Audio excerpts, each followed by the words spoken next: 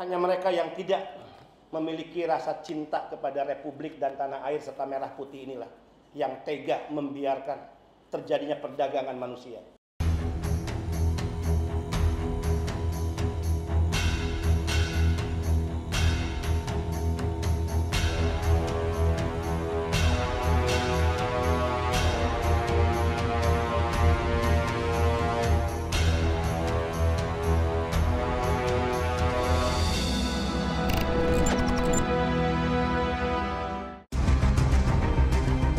Indonesia masih menjadi salah satu negara yang banyak menyuplai para pekerja migran ke sejumlah negara di Asia.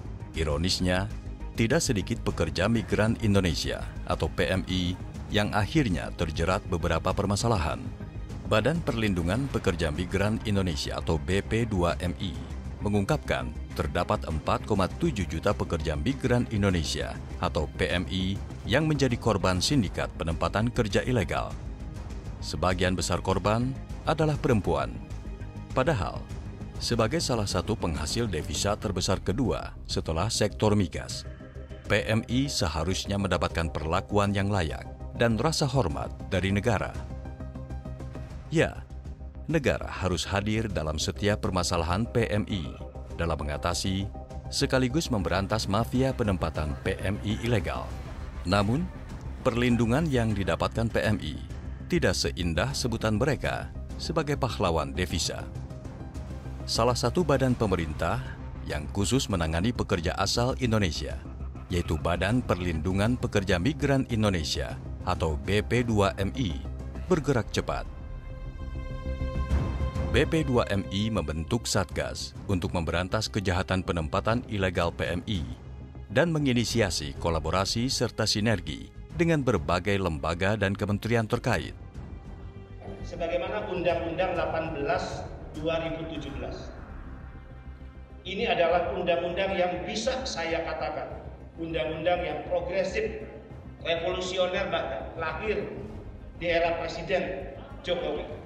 Undang-undang yang lahir dari semangat Bapak Ibu para anggota DPR, khususnya Komisi 9.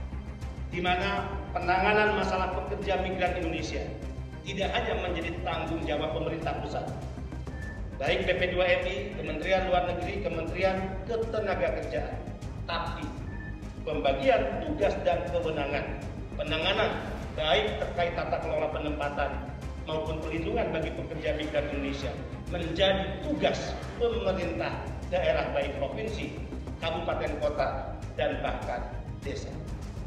Undang-undang ini jika kita mengingatnya telah lahir 4 tahun lalu, Undang-Undang 18 2017. Tentu apa yang menjadi semangat di undang-undang tidak selamanya berjalan mulus secara operasionalisasi di lapangan. Dengan perlindungan kepada pekerja migran Indonesia, tapi masalah penyiapan pekerja migran Indonesia yang terampil dan profesional, yang memiliki keahlian, memiliki keterampilan, memiliki kemampuan berbahasa yang cukup, dan bahkan memenuhi standar kualifikasi, kompetensi benar-benar bisa dihadirkan oleh negara. BP2MI titik fokus dan concernnya akan menjadikan tahun 2022 sebagai tahun penempatan. Tentu dengan tidak mengabaikan tugas-tugas perlindungan dan juga perang total kita melawan sindikat penempatan ilegal yang genderang perang ini sudah kita tabur dan kita tidak akan pernah menghentikan. Di mimbar yang terhormat ini, sekali lagi saya ingin mengulang bahwa ketika saya dilantik sebagai kepala BP2MI, saya ingin menjadikan diri saya sebagai mimpi buruk, sekali lagi mimpi buruk bagi mereka yang saya dan kita menyebutnya sindikat mafia, baik sindikat dan mafia penempatan ilegal PMI maupun sindikat dan mafia praktek ijon rente yang memeras dan menjarah nasib para pekerja migran. Tentu saya tidak bisa bekerja sendiri. Tentu kekuatan BP2MI tidak cukup, sekalipun kewenangan undang-undang telah dimilikinya. Ini adalah era kolaborasi. Sinergi dan kolaborasi menjadi pilihan penting bagi kita semua. Sehingga itulah BP2MI mengajak semua komponen, semua kekuatan, baik kementerian lembaga, kemudian perguruan tinggi, sekolah, lembaga-lembaga pendidikan, semua kekuatan stakeholder untuk kita bergandengan tangan mewujudkan apa yang menjadi mimpi indah para pekerja migran Indonesia. Saya ingin menyampaikan di hadapan Bapak Ibu yang terhormat, di luar gedung ini, di sana masih terus terjadi mereka yang kita sebut mafia, mereka yang kita sebut sebagai sindikat, dengan bisnis kotornya berpesta pora, mengambil keuntungan yang luar biasa dengan memperjualbelikan anak-anak bangsa. Kita tidak cukup memeranginya dengan melakukan pencegahan. Kita tidak cukup sekedar memeranginya dengan hanya menyeret mereka secara fisik ke penjara dan menyita semua kekayaan yang mereka peroleh dari bisnis kotor itu. Tapi menyiapkan SDM, menyelenggarakan pendidikan dan pelatihan bagi calon pekerja migran Indonesia, bahkan dibarengi dengan sosialisasi, diseminasi informasi yang masif dan terus kita lakukan hingga ke tingkat bawah, hingga ke tingkat desa, menggandeng semua kekuatan semua pihak.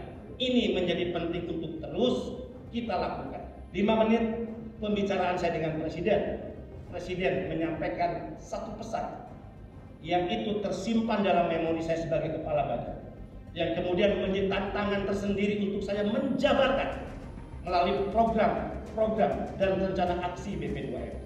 Beliau menyampaikan, "Mas, tolong lindungi PMI dari ujung rambut hingga ujung kaki." Dan kalimat itulah yang menjadi jargon kita hari ini, lindungi pekerja migran Indonesia dari ujung rambut hingga ujung kaki.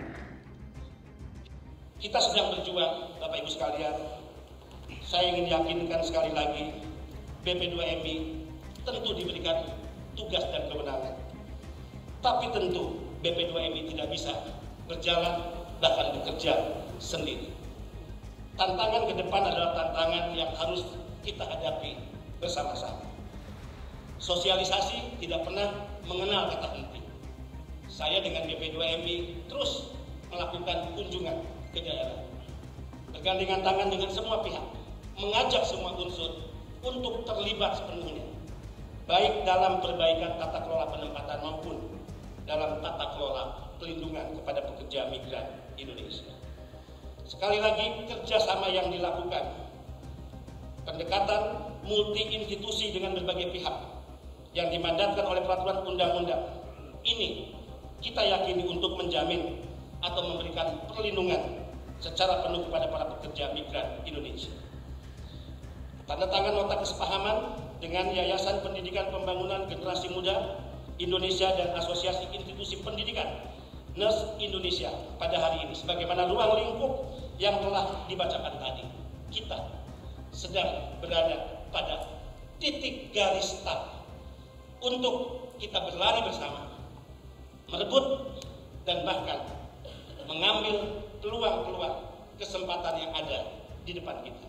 Presiden sering mengatakan, ini era bukan negara kaya yang bisa mengalahkan negara miskin, bukan negara besar yang akan mengalahkan negara kecil, tapi ini era negara yang cepat, maka dia yang akan mengalahkan negara yang lambat. Peluang itu ada di depan kita. Berapa banyak kesempatan anak-anak bangsa untuk bekerja? Peluang ini dengan cepat yang harus kita ambil, kita rebut secara bersama-sama.